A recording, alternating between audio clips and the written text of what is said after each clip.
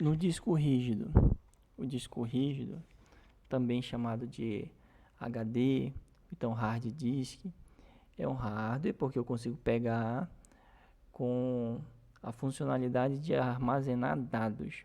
Então consigo armazenar fotos, vídeos, músicas, programas permanentemente. Quando a gente fala assim permanentemente, eles não necessitam de energia para que os dados fiquem salvos dentro dele. Então, existem dois tipos de memória: a memória ROM e a memória RAM.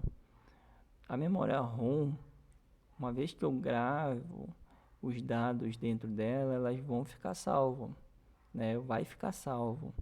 Caso eu desligue o computador, eu sei que meus dados, minha informação, minhas fotos, vídeos, músicas, vai estar lá.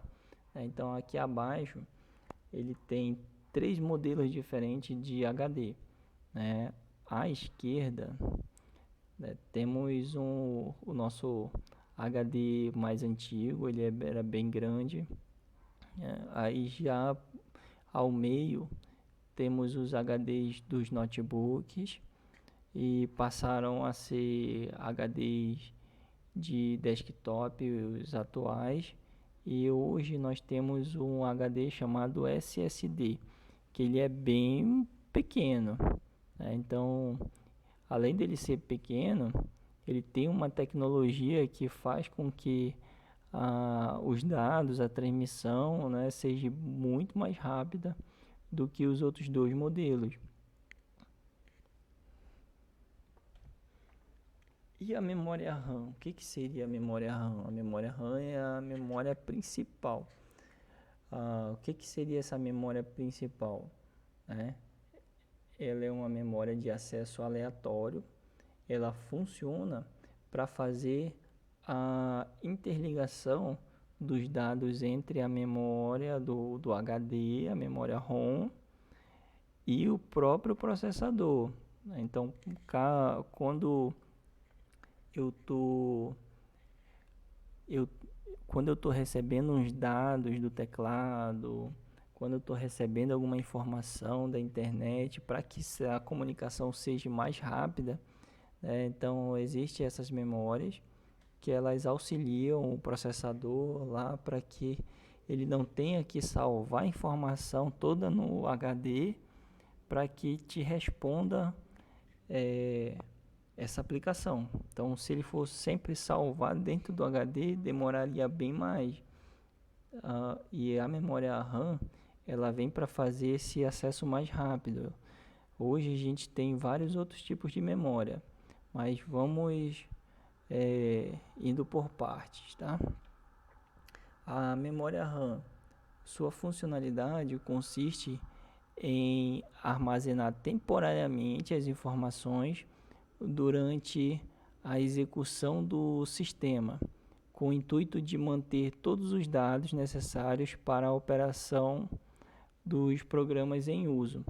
Esse tipo de memória, ele necessita de energia para funcionar. Então, quando o computador liga, ele está ali sem informação nenhuma. A partir do momento que a gente começa a fazer alguma aplicação, alguma coisa dentro do computador, ele vai se enchendo essa memória. Então vai enchendo. Então, a partir do momento que eu chego e desligo o computador, essa memória se vazia de novo. Então não vou conseguir salvar nada que estava ali dentro, já perdi. Eu tenho que salvar antes que o computador desligue.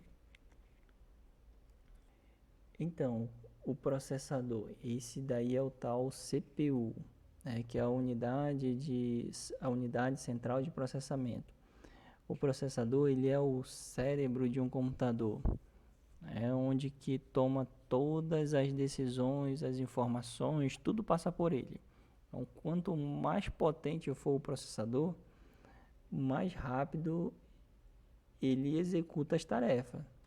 Só que também ele é mais caro.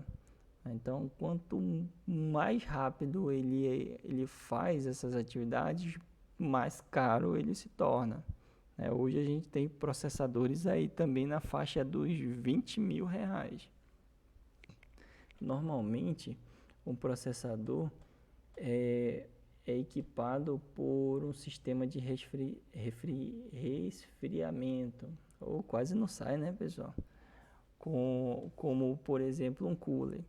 Como curiosidade, esse processador ele consegue atingir uma temperatura de até 100 graus Celsius, né, em menos de 1 minuto. Então, se eu liguei o computador e ele não tem esse pequeno ventilador para resfriar, ele vai esquentar bem rápido, né? Então, hoje a gente tem esses ventiladores para fazer o resfriamento do processador. Temos também até resfriamento a água, né? Lógico que você não vai chegar ali e colocar um copo de água em cima do processador. Então, ele já tem uma estrutura preparada para que faça esse resfriamento, tá ok? E a placa de vídeo, né? O que seria a placa de vídeo? Ele é um processador também, só que ele já é um processador adaptado para quê? Para as condições gráficas, né? Tem a funcionalidade imprescindível para os programas de edição gráfica e para o bom desempenho em algumas tarefas, como a reprodução de vídeo.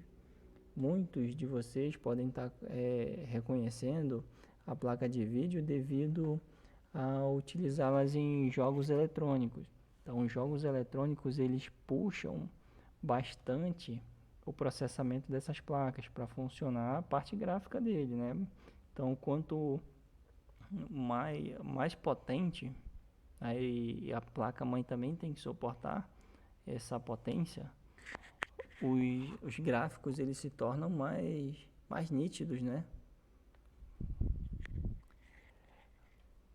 E não sendo menos importante, temos a parte dos cabos. Então, as conexões de vídeo. Não adianta eu ter uma placa boa, um HD bom, tudo bom, tudo top, top, top, e utilizar cabos para conexão de vídeo de qualidade inferior.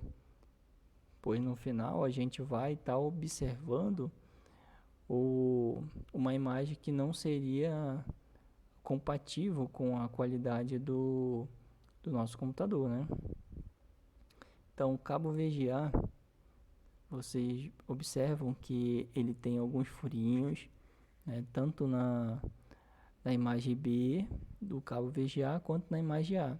Então, temos a posição do macho e fêmea ali, um encaixa no outro, e esse tipo de cabeamento desses furinhos, eles são bem parecidos também nesses outros dois modelos, o cabo HDMI e o cabo DisplayPort. Então, o que seria parecidos? Essas conexões. Então, não é o encaixe, é as conexões, né? Então, nesses outros dois também tem esses furinhos, esses cabos que passa, só que já muda bastante. Que dentro deles tem uma maior transmissão. Então, cada um tem sua limitação. Então, um foi inventado, né, e o outro evoluiu. E hoje a gente tem o cabo DisplayPort aí como um cabo mais moderno. E as placas de rede, o que seria a placa de rede? Ela também é um hardware. Lembre-se que tudo que a gente está falando aqui a gente consegue tocar, né? Então tudo é um hardware. Então a placa de rede é um componente de hardware responsável por conectar o computador em rede ou à internet. Existem placas de rede Wi-Fi, como a gente está vendo aí nas imagens. Tem uma que ela não tem antena, só está ali sem antena, e a outra tem duas anteninhas. Só que também temos placa de rede que recebe os cabeamentos físicos, né? É cabeamento, né? Não é Wi-Fi. Wi-Fi é a transmissão de dados via as ondas eletromagnéticas. Então sai uma ondinha ali invisível que bate nas paredes até chegar lá onde que está o teu receptor.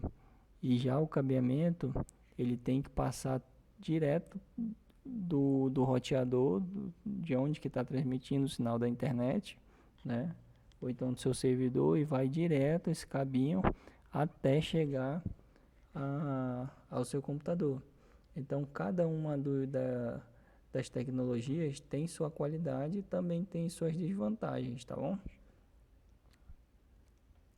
E a placa-mãe?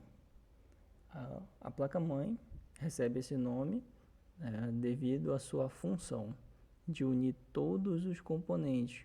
Com sua ausência, é impossível que um computador funcione, pois qualquer entrada e saída é diretamente interligada a ela.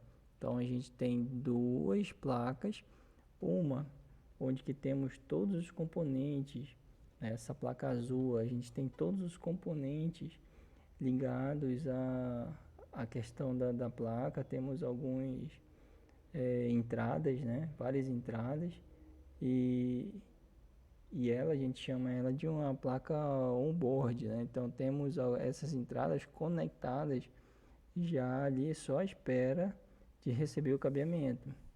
E temos outro modelo, que essa placa já é vermelha, ela é bem mais moderna, essa placa vermelha, onde que ela não tem essas entradas só para receber. Então elas necessitam de alguns outros componentes para fazer esse recebimento, essa transmissão aqui dessas informações. Mas ela não é inferior, tá? As placas off-board, elas chegam a ser bem mais superior devido a não ter que entrar em conflitos, de ter que enviar informação para ambos os lados, ou então a gente tem placas superiores que a gente consegue fazer substituição. Se eu consigo alcançar uma transmissão de 200 megabits com essa placa, eu coloco outra de 300 megabits. Então, existem essas diferenças entre a placa off-board e a placa on-board. Na placa on-board, onde que todas já estão dentro da placa, eu não consigo fazer essa substituição. Já na placa off-board, ela já me gera essa oportunidade de eu fazer esse upgrade, tá? Sem ter que trocar a placa inteira.